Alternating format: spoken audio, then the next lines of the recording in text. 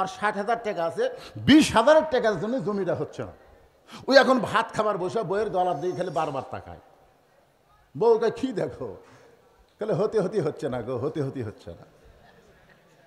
বউকে কি হচ্ছে না, বলে আমার জমির ধারে এক জমি বাড়াইছে, 80,000 টাকা দাম নিবে, কিন্তু আমার 60,000 টাকা আছে, 20,000 টাকার জন্য জমিটা হাতছাড়া হয়ে যাচ্ছে। স্বামী বলতেছে ইন্নাল্লাহ আমার সবের, ধৈর্য ধরেন।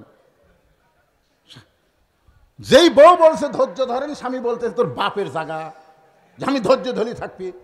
বউ কয় আমার ওপর রাগ করেন কেন? স্বামী বলতেছে তোর যে গলাত মালা আছে, তোর বাপ বিয়ার সময় মালা তো দিছে, সোনার মালা রে, কিন্তু সাইজ নাই, পুরাতন হয়ে গেছে। তুই খালি মালাটা আমাকে দে। মুসলমানের বাচ্চা, ভাত সামনে নিয়ে ওয়াদা করতেছি আগামী বছর তো 2 ভরি সোনার ডিজিটাল মালা বানিয়ে দেবো রে। 1 ভরি সোনার মালা নিয়ে কয় ভরি দিবি? বউ বিশ্বাস করে খুশি হয়ে মালা খুলে দিছে, ওই মালা বেচে জমি লিছে।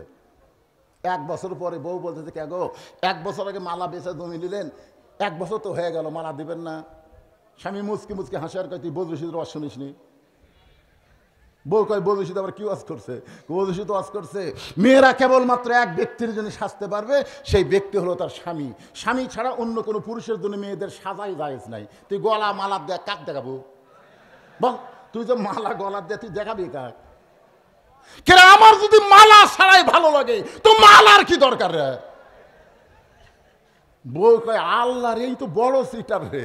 এরকম সিটার মার্কার স্বামী আছে না নাই?